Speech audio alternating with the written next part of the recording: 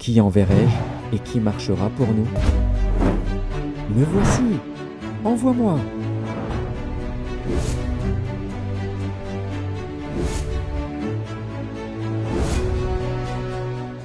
Alléluia, bonjour à tous. Nous sommes dans la joie, comme je le dis toujours, quand on me dit allons à la maison de l'Éternel, je suis dans la joie. Je vois tout le monde est beau, tout le monde est beau, tout le monde est belle. C'est une fête aujourd'hui, nous allons chanter, nous allons danser pour la gloire de notre Dieu. Il aime ça, il aime la louange, notre Dieu. Il est grand, il est puissant, il est celui qui est au-dessus de tout. C'est par lui que nous sommes là, bien-aimés. C'est par lui que nous sommes debout ce matin. La Bible dit qu'il renouvelle sa grâce et sa bonté chaque matin. Et ne fût-ce que pour ça, nous allons célébrer notre Seigneur ce matin. Nous allons le lever. L'église s'appelle Armée de réserve. Nous sommes une armée. Tu fais partie d'une armée, l'armée de l'Éternel, le Dieu Tout-Puissant. C'est lui qui a créé les cieux et la terre. Si tu as la force, si tu te sens capable, tu peux te lever. Nous allons chanter. Nous allons glorifier notre Dieu. Nous allons tous nous lever comme une armée et chanter pour la gloire du Seigneur. Alléluia. Gloire à Jésus. Nous sommes l'armée du roi. Nous sommes l'armée du roi. Et nous nous lèvons pour combattre les ennemis. Et nous avons la victoire comme la Bible dit. Nous ne combattons plus pour la victoire, mais nous combattons dans la victoire, bien-aimé. La victoire nous appartient. Lève-toi et chante pour la gloire de ton Dieu. Celui qui renouvelle le souffle de vie. Alléluia.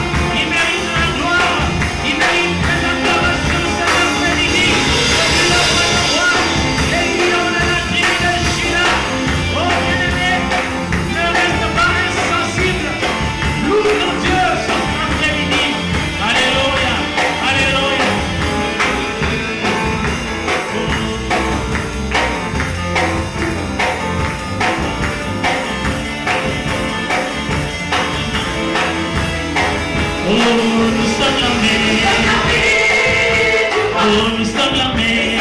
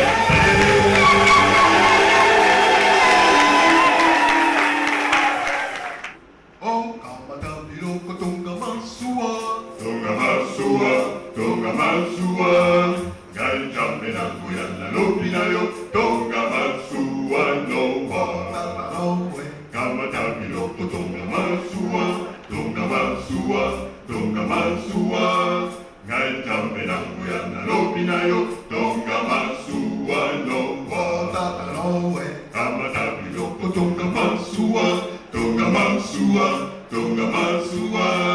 Ganjambe na kuya na lobi na yo, tonga masua no wa. Ganjambe na lobi na yo, kamatabi loko no wa. Masumu ele kikate na mboka oyo yase. No ayoka kiyambo, akamata kibiloko. Jambe na kuya anoki sembura ya mangasebe otata nowe. Kamata biloko tonga masua, tonga masua, tonga masua. Gai jambe na kuya na lobi na yo, tonga masua no otata nowe. Kamata biloko tonga masua, tonga masua, tonga masua. Gai jambe na kuya na lobi na yo, tonga masua no wa. Gai jambe na lobi na yo, otata biloko no wa. Masumu ele kikate na mboka oyo gasi. No ayoka kiyambo, akamata kibiloko. Jambe na kuya anoki sembura ya mangasibe otata nowe. Kamata biloko tonga masua, tonga masua, tonga masua. Gai jambe na kuya na lobi na yo, tonga masua no wa otata nowe. Kamata biloko tonga masua, tonga masua, tonga masua. Gai jambe na kuya na lobi na yo, tonga masua no wa otata nowe. Kamata biloko tonga masua, tonga masua, tonga masua. Gai jambe na kuya na lobi na yo, tonga masua no wa otata nowe.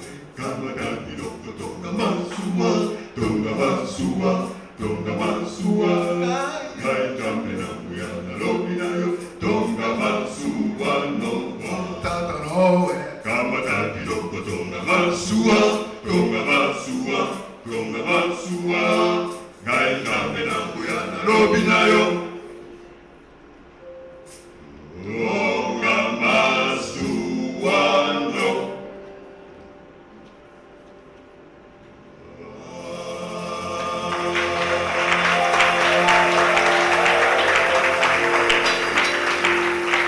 Le temps des grâces, maintenant, il est grand temps pour nous de nous repentir. N'attendons pas demain, demain nous mourrons. Ah, ce sera trop tard. Le temps de grâce, maintenant, il est grand temps pour nous de nous repentir. N'attendons pas demain, demain nous mourrons. Ah, ce sera trop tard. Aujourd'hui c'est la vie, aujourd'hui c'est la vie. Demain ce sera la mort, demain ce sera la mort. La grâce de Dieu finira. Ce sera trop tard. Aujourd'hui c'est la vie, aujourd'hui c'est la vie. Demain ce sera la mort, demain ce sera la mort. La grâce de Dieu finira. Ce sera trop tard. Toi mon ami, qu'attends-tu pour te réconcilier avec ton sauveur? Le temps des grâces est maintenant. Qui sait si tu vivras demain? Toi mon ami, qu'attends-tu pour te réconcilier avec ton sauveur? Le temps des grâces est maintenant. Qui sait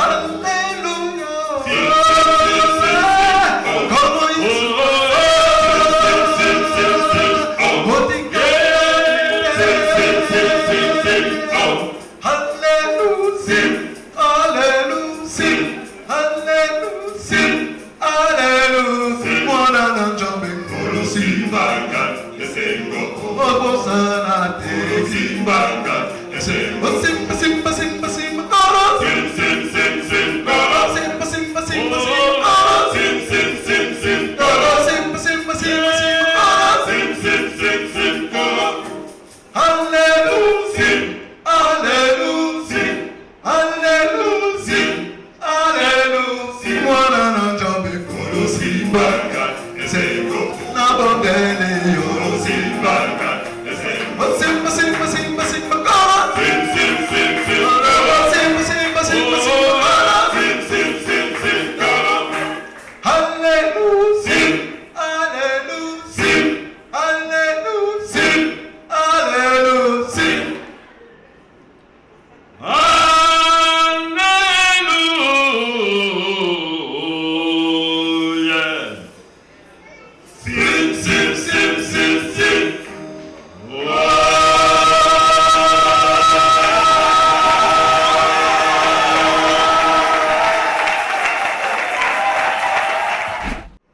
bien-aimés? Voilà, donc les temps qu'on règle les micros, je voulais vous saluer et vous dire que je vous aime, je vous aime, je vous aime, de l'amour du Seigneur. Alors je viens juste pour présenter les 5 points de la vision. Parce que savez-vous, lorsque Dieu vous appelle, il met en vous une pensée. Quand Dieu vous appelle, il met en vous une idée. Et même lorsque vous allez voir dans la parole de Dieu, Jésus, pour la première fois qu'il a pris la parole, il commence par dire « L'Esprit m'a oint pour ». C'est toujours pour quelque chose.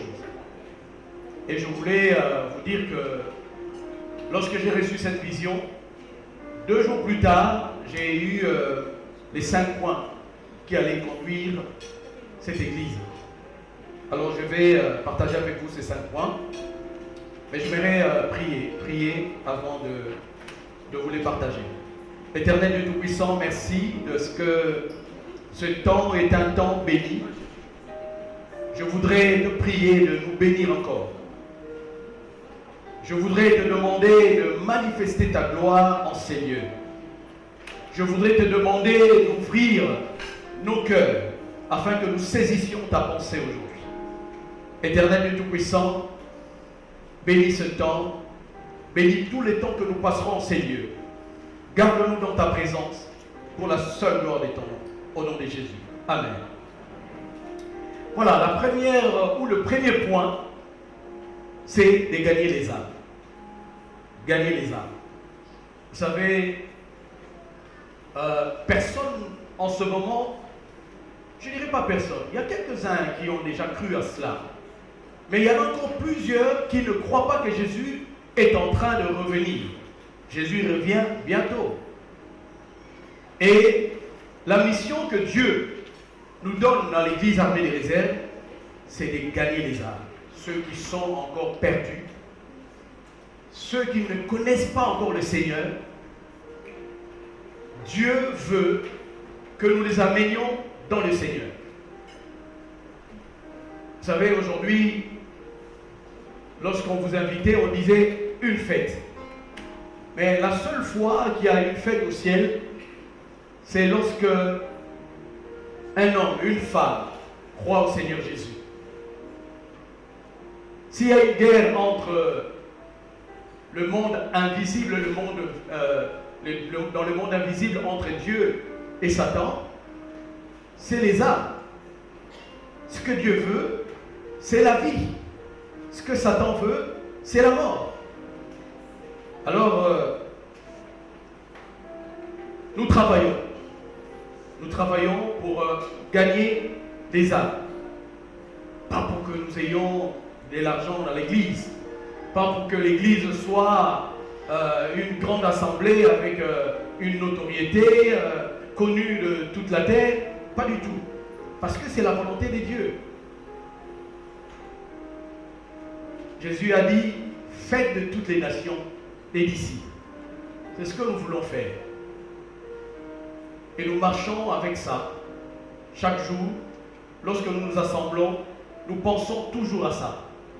Comment gagner les âmes pour le Seigneur?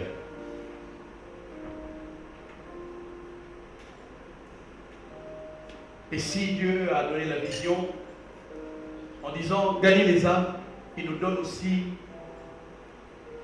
tout ce qu'il faut, la provision. Il nous donne des enseignements, des paroles. Mais, comme je dis toujours, la vraie évangélisation, c'est nous-mêmes. Avant même que tu ouvres la bouche, tu peux déjà prêcher quelqu'un. Dans les métros, dans les lieux de travail, partout où nous sommes. Donc, nous sommes tous des évangélistes dans notre église, du plus petit jusqu'au plus grand. Nous essayons de parler de Jésus pour attirer le plus de personnes possibles dans le royaume des cieux. Ça, c'est le premier point. Le deuxième point, emmener le peuple de Dieu à vivre les promesses de Dieu expérimenter l'héritage des saints. Donc certainement sur vos tables, il y a cette feuille qui est sur vos tables. Donc vous pouvez prendre et regarder. Donc tout ce que je raconte se trouve là sur vos tables. Bien aimés, il y a un réel problème aujourd'hui dans nos églises. Parmi nous, il y a des gens qui n'ont jamais expérimenté une promesse de Dieu. Parmi nous, il y a des gens qui n'ont jamais expérimenté le surnaturel de Dieu. Et ça, c'est un gros problème. Parce que le royaume des cieux, c'est un royaume du surnaturel. Et nous voyons que nous venons dans les églises, nous jeûnons, nous faisons des veillées, nous faisons des choses, nous donnons des offrandes, nous faisons beaucoup de choses. Mais on a l'impression que ces dieux-là n'existent pas. Il n'y a pas de retour. Et non, Dieu est là. Dieu existe. Mais seulement, il y a certaines choses que nous ne maîtrisons pas. Il y a certains enseignements qu'il faut avoir pour pouvoir expérimenter les promesses de Dieu.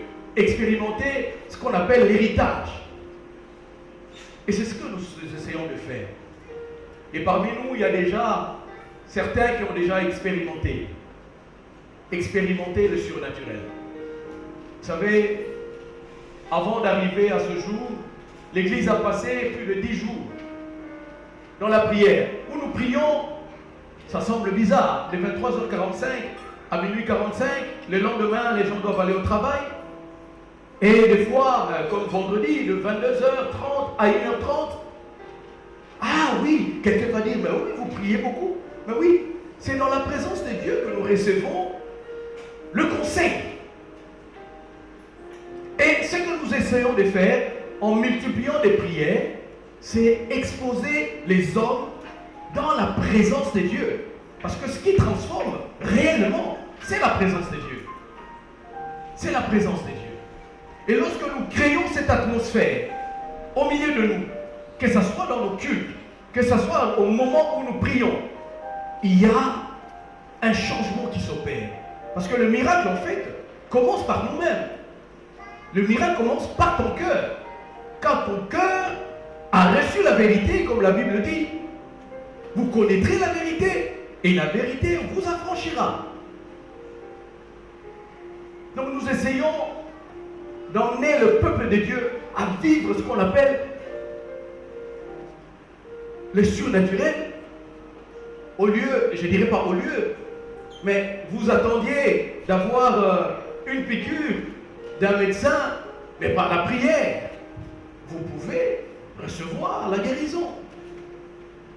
Je ne raconte pas n'importe quoi. Je suis venu aujourd'hui avec ma voisine qui est là. Christine, est-ce que tu peux juste lever la main? Ah oui, timidement. Mais elle peut vous raconter que une fois elle était malade. Elle est venue me parler. Nous sommes descendus là où j'ai pris. Et elle a reçu la guérison.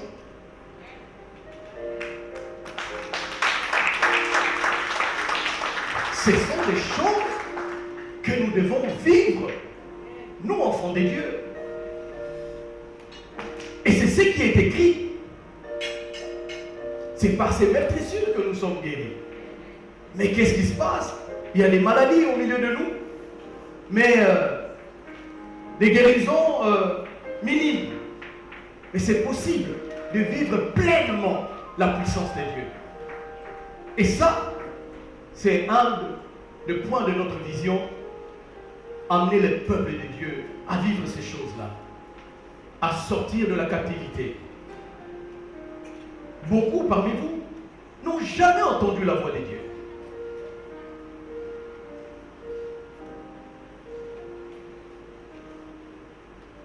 Mais lorsqu'il y a un enseignement qui te permet de comprendre comment entendre la voix de Dieu, vous avez déjà entendu parler Dieu dans vos cœurs, mais vous ne savez pas que c'est Dieu qui a parlé. Mais lorsqu'on vous enseigne entendre Dieu, ça sera plus facile. Et c'est ça le surnaturel. Écoutez un être spirituel. Et en vous, vous avez l'esprit pour écouter cet être-là. Mais il faut un code. Dans l'armée des réserves, on vous donnera un code. Un code pour entendre la voix du roi des rois, la voix de celui qui vous a créé. Amen. Troisième point, persévérer dans la communion fraternelle. Je ne vais pas m'étendre sur ce point, mais je veux dire que parmi les choses que le diable combat dans les églises, c'est la communion fraternelle. L'amour entre frères et sœurs. Vous savez, lorsqu'il y a l'amour, tout est possible. Déjà, quand nous lisons dans Actes des Apôtres, le chapitre 2, verset 42, on dit « Ils persévéraient dans l'enseignement des apôtres, dans la communion fraternelle. » Mais lorsque vous regardez après ces versets-là, vous allez constater que cette église vivait les surnaturels. Donc, lorsque nous sommes en communion, le Saint-Esprit est au milieu de nous et agit au milieu de nous. Le Saint-Esprit se sent à l'aise lorsqu'il y a l'amour au milieu de nous. Observez une église où il y a des problèmes. Observez une église ou une maison où les gens ne s'entendent pas bien. Vous allez voir qu'il y aura beaucoup de problèmes. Mais quand nous persévérons, parce que ce n'est pas facile, hein? Chacun a ses habitudes, chacun a reçu une éducation, et se mettre ensemble et vivre ensemble, il faut persévérer. Et cela demande beaucoup de caractère, beaucoup de courage, et il faut avoir cette vision. Dire notre vision, c'est de vivre cette communion fraternelle, une vraie communion fraternelle. Quand elle est là, tout est possible. Tout est possible. Quand le Saint-Esprit est là, tout est possible. Amen. Alors le quatrième point, travailler sur l'édification du peuple de Dieu jusqu'à ce que Christ soit formé en nous. Voilà, nous travaillons pour ça aussi. Je déplore, ça peut m'arriver aussi, mais je vous dis la vérité. Quand des fois nous regardons, même après un culte, les enfants de Dieu, excusez-moi, moi aussi j'ai un Facebook, hein? J'ai WhatsApp, j'ai tout ça. Mais des fois quand vous regardez ce qui se passe dans ces réseaux sociaux, vous pouvez vous poser la question, est-ce qu'ils ont rencontré Christ, ces gens ou pas?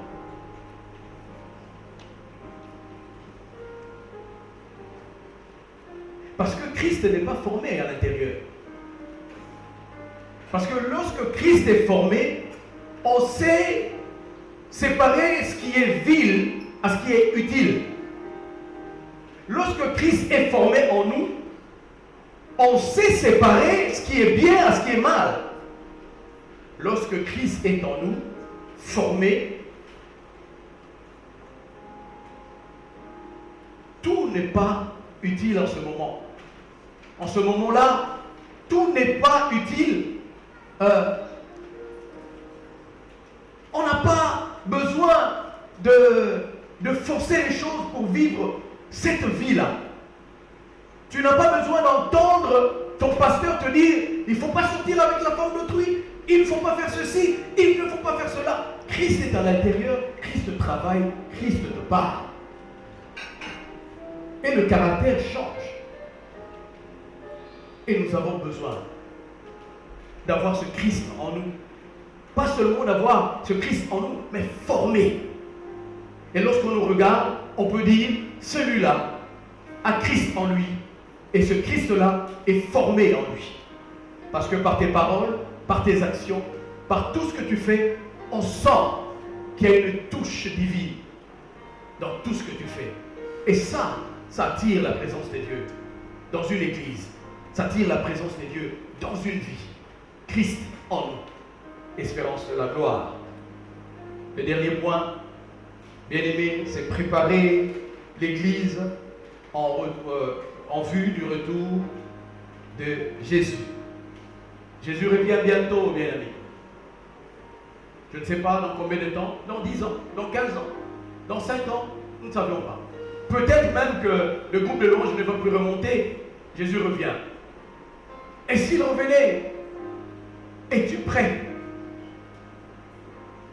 Es-tu prêt? Hier, j'étais allé exhorter à un enterrement.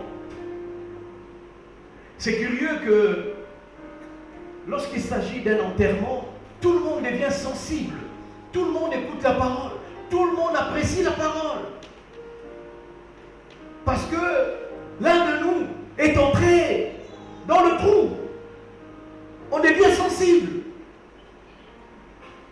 Mais je suis sûr et certain que tous ceux qui étaient hier dans cet enterrement, à Wezembe Kopem ici, il y en a déjà qui ont déjà oublié. Qui ont déjà oublié. Qui sont passés à autre chose. Bien aimé, passer à autre chose, ce n'est pas un problème. Mais le jour où Jésus-Christ reviendra, si ton nom n'est pas inscrit dans les livres des vies, il y a beaucoup de choses qui seront difficiles. Et je reviendrai pour parler, exhorter au peuple de Dieu et se préparer surtout à ce retour. Et pour le moment, je m'arrête là et laisser la suite du programme se dérouler. Merci, que Dieu vous bénisse. Dans sa présence. Alléluia.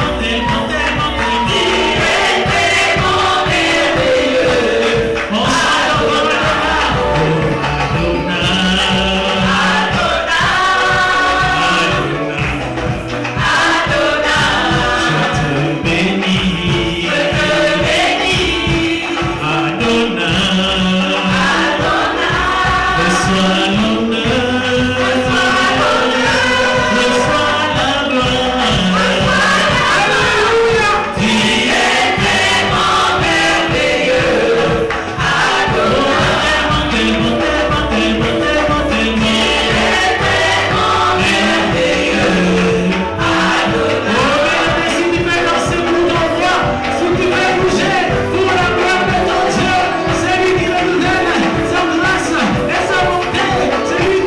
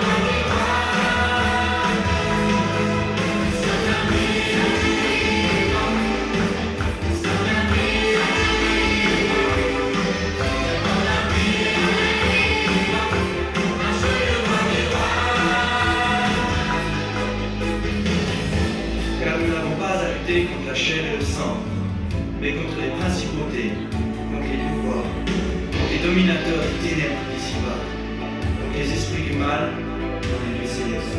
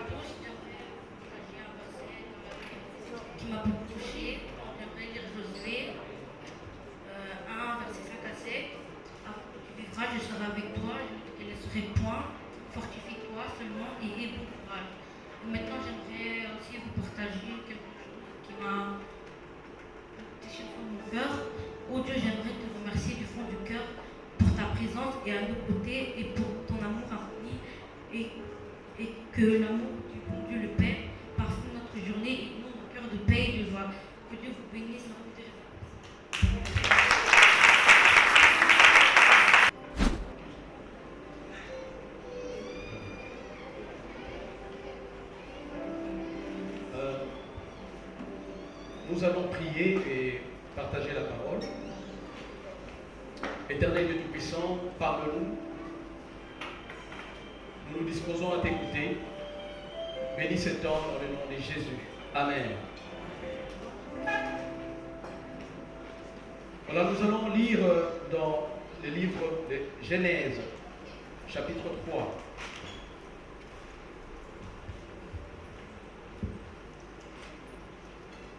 Nous allons commencer à partir du verset 1.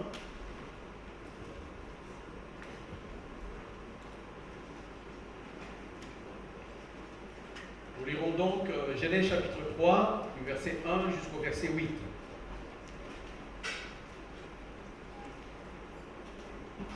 Parole du Seigneur. Le serpent était le plus rusé de tous les animaux des champs que l'Éternel Dieu avait fait. J'aime toujours dire au peuple de l'armée des réserves, souligner que l'Éternel Dieu avait fait. Il dit à la femme, Dieu a-t-il réellement dit, vous ne mangerez pas de tous les arbres du jardin? La femme répondit au serpent, nous mangeons du fruit des arbres du jardin. Mais quant au fruit de l'arbre qui est au milieu du jardin, Dieu a dit, vous ne mangerez point et vous n'y toucherez point, de peur que vous ne mouriez. Alors le serpent dit à la femme, vous ne mourrez point, mais Dieu sait que le jour où vous en mangerez, vos yeux s'ouvriront et que vous serez comme des dieux, connaissant le bien et le mal. La femme vit que l'arbre était bon à manger et agréable à la vue, et qu'il était précieux d'ouvrir l'intelligence. Elle prit de son fruit et elle en mangea. Elle en donna aussi à son mari qui était auprès d'elle, et il en mangea. Les yeux de l'un et de l'autre s'ouvrirent. Ils connurent qu'ils étaient nus, Et ayant cousu des feuilles de figuier, ils s'en firent des ceintures. Alors ils entendirent la voix de l'Éternel Dieu qui parcourait le jardin vers le soir, et l'homme et sa femme se cachèrent loin de la face de l'Éternel Dieu au milieu des arbres du jardin. Si nous pouvons ajouter à cette lecture Exode chapitre 4.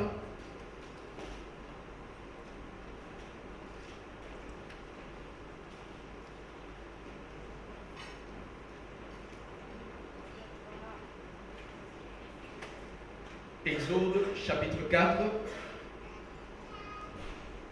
Nous lirons du verset 1 au verset 9. Moïse répondit et dit, voici, ils ne me croiront point, ils n'écouteront point ma voix, mais ils diront, l'Éternel n'était point apparu. L'Éternel lui dit, qu'y a-t-il dans ta main? Il répondit, une verge. L'Éternel dit, jette-la par terre. Il la jeta par terre, et elle devint un serpent. Moïse fouillait devant lui. L'Éternel dit à Moïse, étends ta main, et saisis-le par la queue. Il étendit la main et le saisit. Et le serpent redevint une verge dans sa main. C'est là, dit l'Éternel, ce que tu feras, afin qu'ils croient que l'Éternel, le Dieu de leur père, t'est apparu. Le Dieu d'Abraham, le Dieu d'Isaac, le Dieu et le Dieu de Jacob. L'Éternel lui dit encore, mets ta main dans ton sein. Il mit sa main dans son sein, puis il la retira, et voici sa main était couverte de lèpre, blanche comme la neige. L'Éternel dit, remets ta main dans ton sein.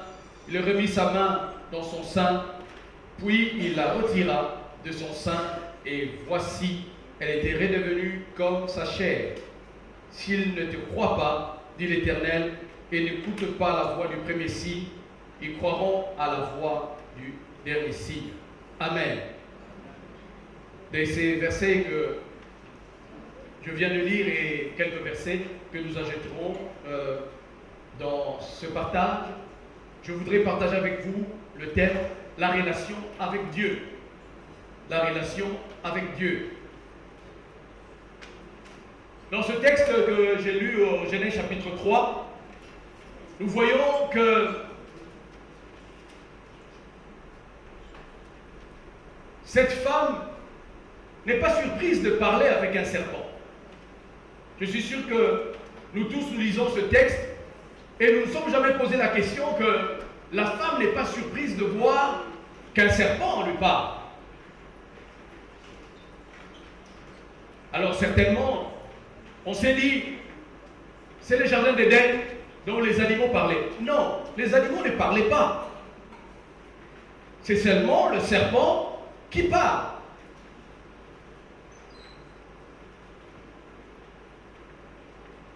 Et donc ce serpent qui est utilisé par Satan pour détruire ce couple, pour ravir le bonheur de ce couple, parle très bien.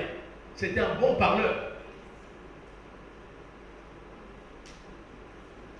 Je suis sûr que cette femme était habituée au surnaturel qui était dans les jardins, qu'elle ne s'est pas posé la question, mais pourquoi seulement ce serpent qui parle?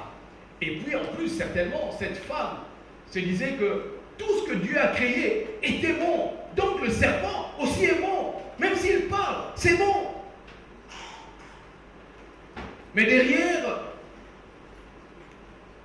les paroles de ce serpent se cachait un venin, un poison. Et je vous ai dit de souligner Genèse au chapitre 3, je vous ai dit de souligner l'Éternel Dieu. Vous n'avez peut-être jamais fait attention à cela, mais regardez comment au premier verset, on va dire le serpent était le plus rusé de tous les animaux des champs que l'Éternel Dieu avait fait. Mais regardez maintenant comment le serpent parle à cette femme. Le verset 4, alors le serpent dit à la femme,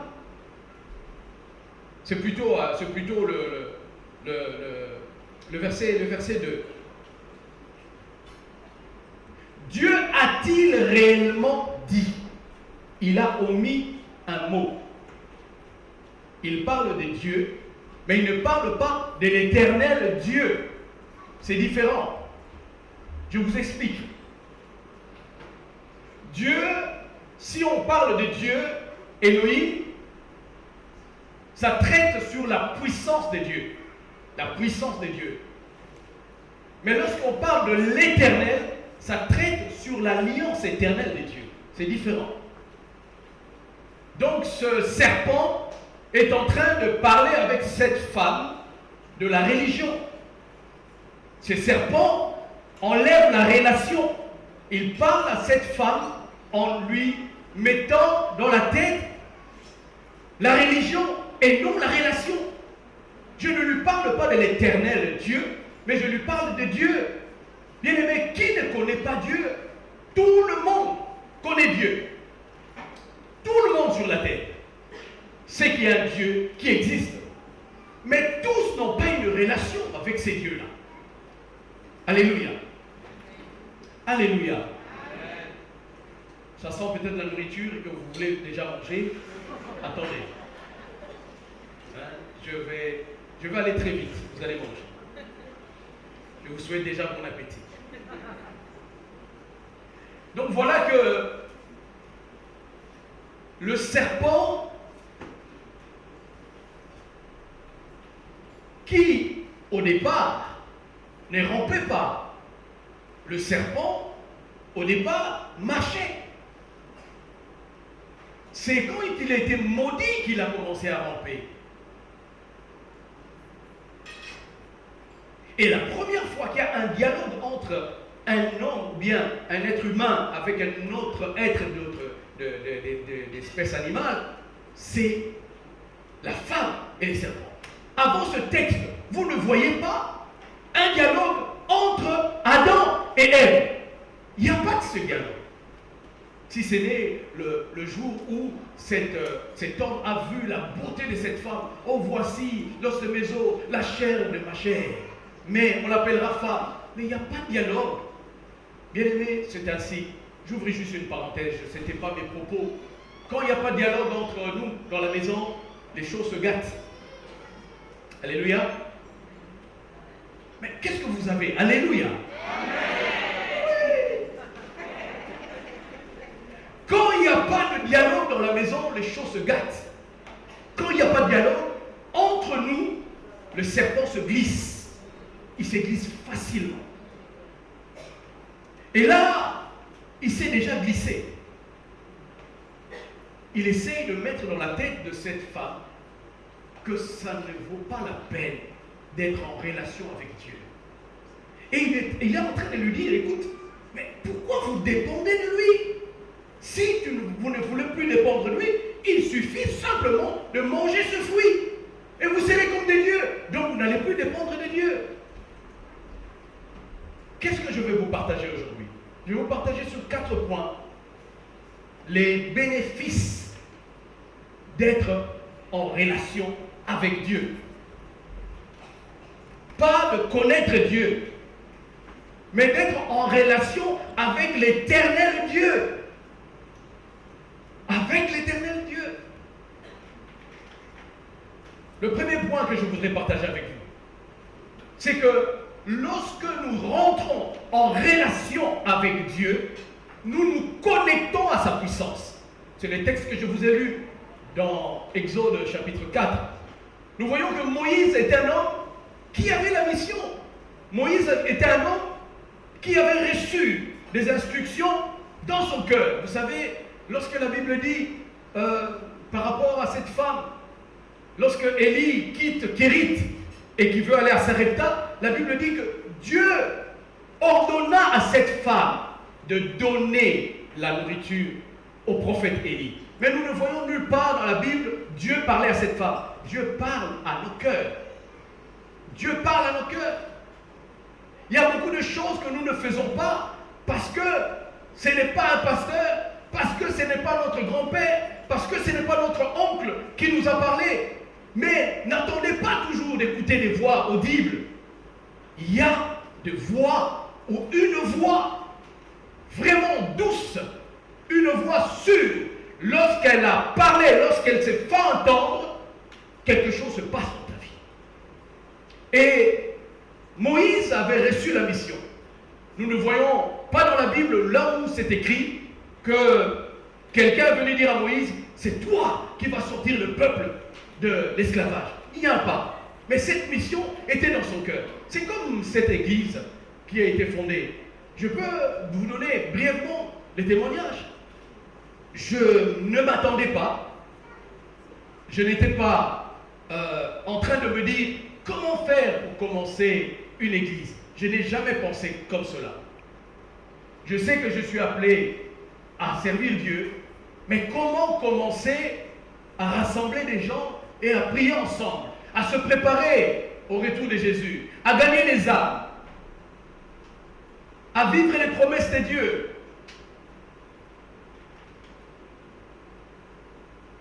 Comment le faire? C'est vrai que plusieurs commencent parce qu'il sait prêcher, il connaît bien la Bible, il sait manier toutes ces choses. Mais je vous assure, Dieu m'a parlé, j'étais dans la cuisine. Et il m'a parlé au travers d'une femme qui est dans cette salle. Le nom de cette église, l'armée des réserves, c'est pas moi qui l'ai choisi. C'est Dieu qui a parlé au travers de cette femme. Et même cette femme, jusqu'aujourd'hui, lorsqu'elle prie, elle dit l'armée de l'Éternel. Parce que ce n'est pas elle qui a parlé. Jusqu'aujourd'hui, quand elle m'appelle, elle parle l'armée de l'Éternel. Ma soeur, maman, c'est l'armée des réserves. Donc, j'aime pas te déranger, mais c'est l'armée des réserves. Elle me parle. Elle me dit, mais papa, il y a quelque chose qui doit se passer. Il y a une armée de réserve qui attend de commencer quelque chose. Et j'ai senti dans mon cœur comme si on m'avait tiré dessus. Et j'ai vu en ce moment-là la main de Dieu me toucher et me donner la force de commencer et d'appeler les personnes pour dire j'ai reçu l'appel de Dieu. Ça doit commencer. Alléluia. Donc, à part cela, j'ai eu des coups de fil des serviteurs de Dieu qui m'ont appelé à cette période-là. Il y en a un maintenant qui est même très malade à l'hôpital, qui m'a téléphoné à 2h du matin en me disant, papa, Dieu m'a dit de te dire, cette fois-ci, si tu ne commences pas, il va te frapper. Bon, je ne l'ai vraiment pas trop cru, parce que c'est depuis longtemps qu'il me parle de commencer cette heure. Je m'endors, le lendemain, j'ai pris à 9h une sœur, me téléphone pour me dire, Dieu m'a dit que tu dois commencer cette heure. Si tu ne commences pas, il va te frapper. Donc on voulait me frapper 2 fois. Alors j'ai dit 2 fois, la 3e fois, ça sera le fouet. Alors, mais je n'avais toujours pas réagi. Ça c'était au mois d'août, le 20 août. Mais c'est au 8 septembre que j'ai vraiment écouté cette voix et qui fait qu'aujourd'hui nous puissions agir de la sorte. Moïse avait la mission. Mais Moïse n'avait pas de relation personnelle avec Dieu. Moïse devait faire sortir le peuple. Et voilà que Moïse commence à agir par la chair. Moïse, un jour, voit qu'un Égyptien était en train de malmener un de ses frères, un Israélite, un Hébreu. Moïse vient s'interposer et frappe l'Égyptien et il tue l'Égyptien.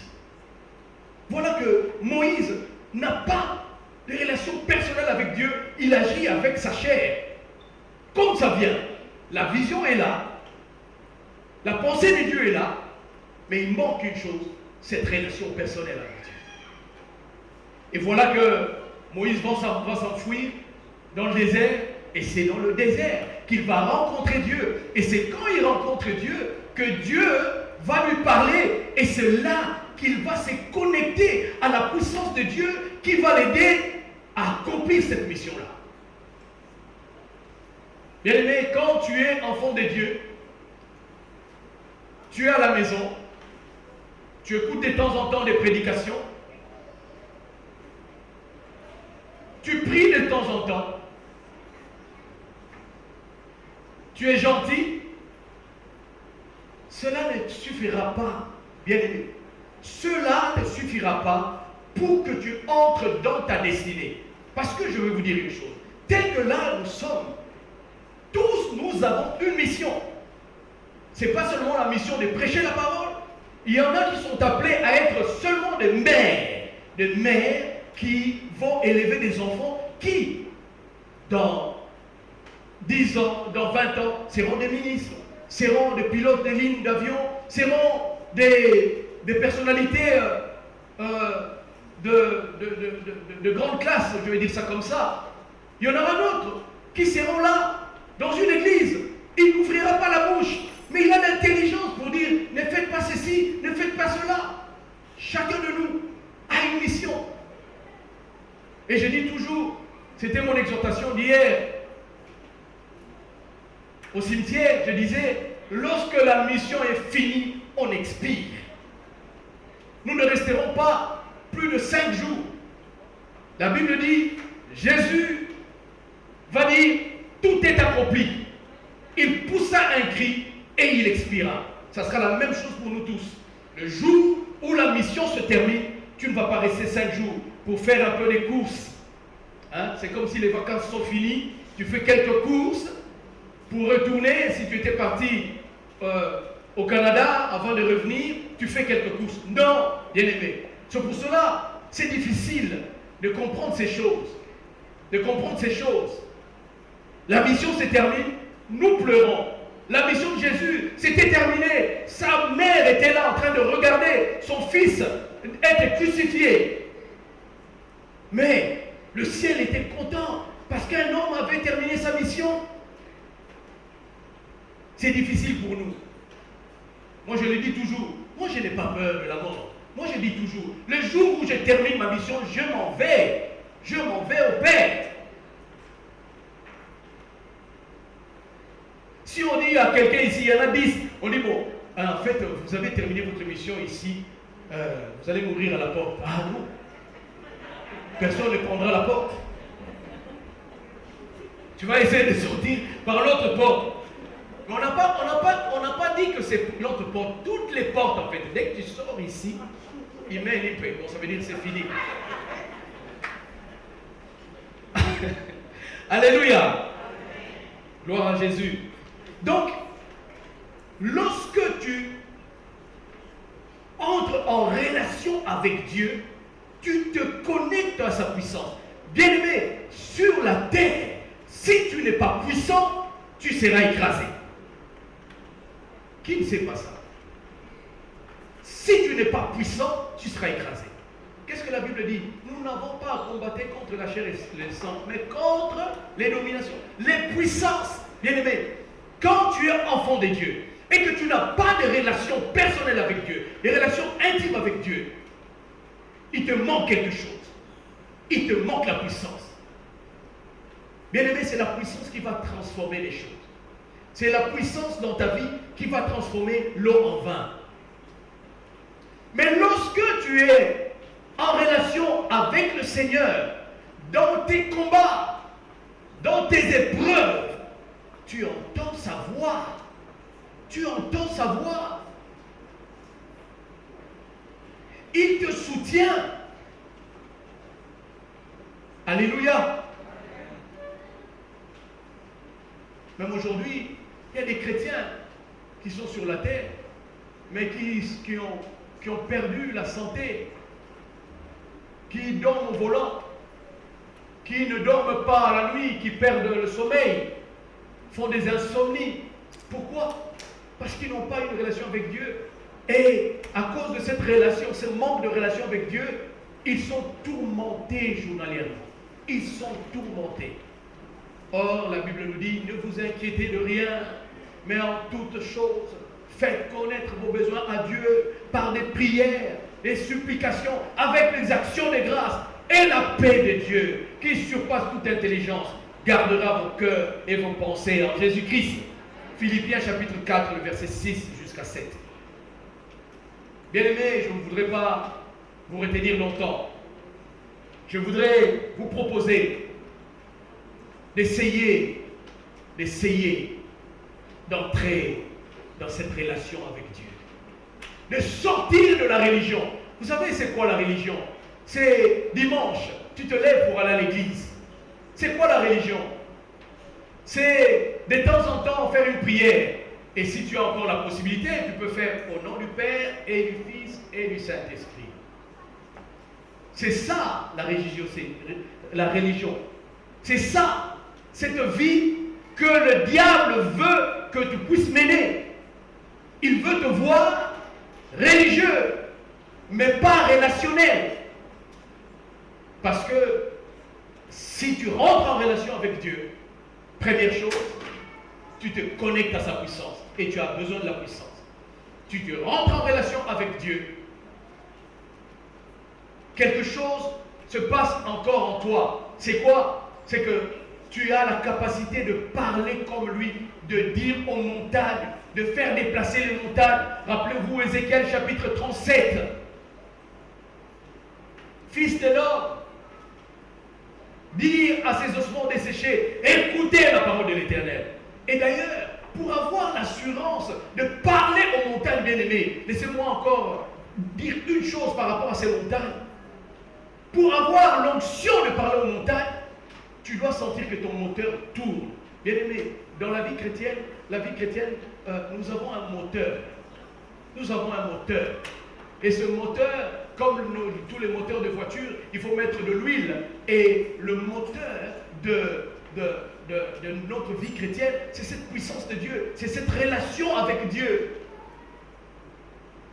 Bien-aimés, troisième chose que nous avons apprise aujourd'hui, c'est que lorsque nous rentrons en relation avec Dieu, nous vivons dans l'assurance, malgré ce qui peut se passer.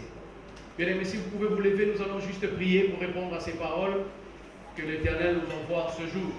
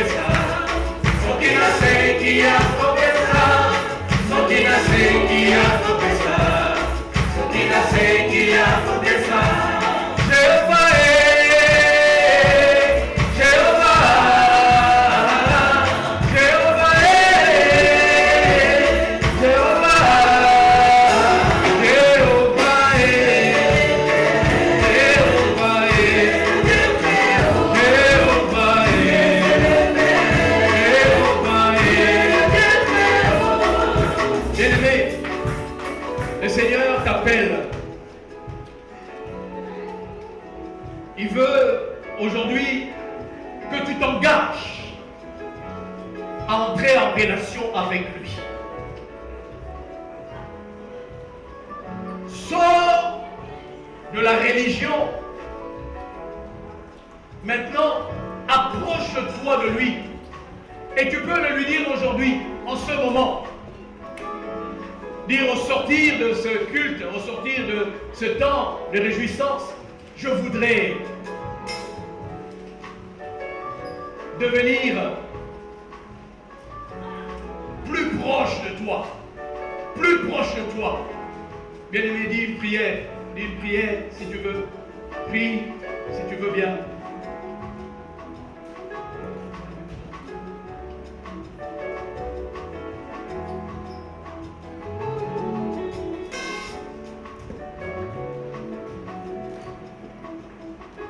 Éternel Dieu de gloire, nous bénissons ton nom, nous te rendons toute la gloire. Ton peuple veut aujourd'hui entrer en relation avec toi.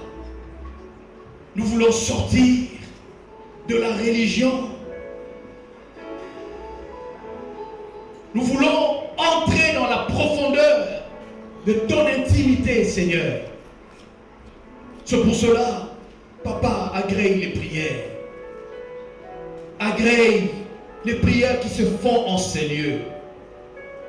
Nous voulons cette relation pour vivre la vie que tu veux que nous menions sur la terre. Il y a une vie pour chacun de nous. Et sans cette puissance, nous ne pourrons pas atteindre tes objectifs, atteindre la vie, cette vie en abondance. C'est pour cela, Père, agrée les prières. Bien-aimé, dis encore un mot, Seigneur, et nous allons terminer ce moment. Seigneur, merci. Tu es vivant. Tu es grand. Et nous voulons, au sortir de ce moment, même avant de sortir, même avant de manger, te dire, oui, je veux cette relation avec toi. Oh, je ne voudrais plus dire Dieu, mais je voudrais dire l'éternel Dieu. Oui, tu es mon papa. Que ton nom soit glorifié. Il a promis d'être avec nous. Je m'accroche à lui,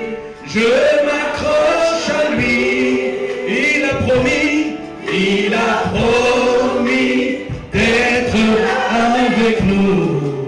Sa fidélité durera toujours.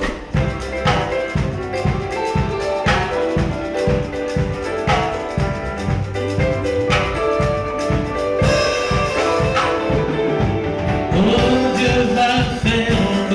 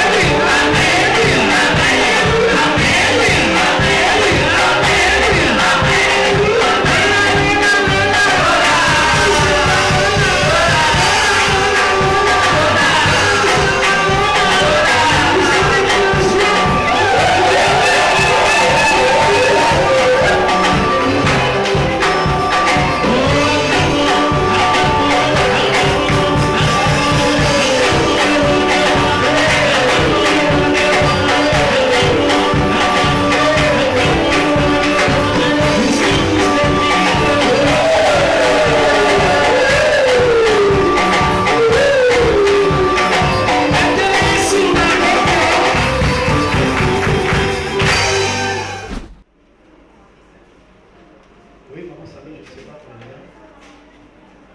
Ok, ben voilà. Nous sommes en train de, comme je venais de partager avec vous les 5 points de la vision, pour accomplir cette vision, nous sommes en train de travailler ensemble avec ces bien-aimés qui ont commencé depuis le premier jour, le 25 octobre, et vont s'ajouter plusieurs encore, parce que en fait, ce conseil d'administration va s'agrandir, parce que l'église est très grande. Vous n'avez pas compris, vous n'avez pas saisi. J'ai dit l'église est tellement grande qu'il faut beaucoup de gens pour ça. Nous avons besoin des personnes sages. C'est pas pour, avant de parler des bien-aimés qui sont derrière moi, je veux dire qu'il y a 2-3 mois, nous avons reçu aussi des couples qui se sont joints à nous et à peine ils sont avec nous, on sent vraiment que Dieu les appelle à servir avec nous. Et il y en a qui sont là-bas, qui ne sont pas membres du conseil d'administration, mais qui agissent avec nous, qui travaillent avec nous. Je peux citer le frère Papa Ghislain Olenga, si tu peux te lever, juste, il est parti? Ok, il est allé chercher quelqu'un. Voilà, il travaille, vous voyez, il travaille. Il n'est pas là. Il y a Papa David qui est là. Papa David, si vous pouvez vous lever, si vous voulez bien. Voilà, si vous pouvez applaudir ces messieurs, s'il vous plaît. Voilà.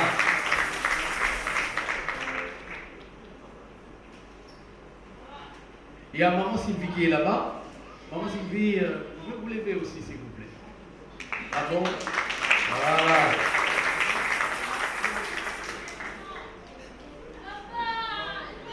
Il y a, je vais oublier des personnes, si je commence à vraiment les citer ici, mais j'allais vous dire que ces bien-aimés font un travail formidable. Ils font un travail formidable.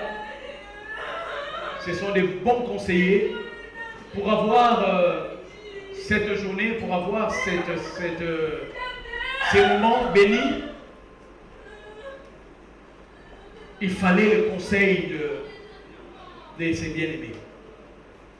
Et je voulais vraiment les remercier devant vous pour leur dire, bien-aimés, merci beaucoup pour votre soutien, parce que vous êtes là et on voit que c'est des bonnes choses. Il y a des bonnes choses et il y aura encore des grandes choses qui vont s'accomplir ensemble. Soyez richement bénis au nom de Jésus. Amen. Hein?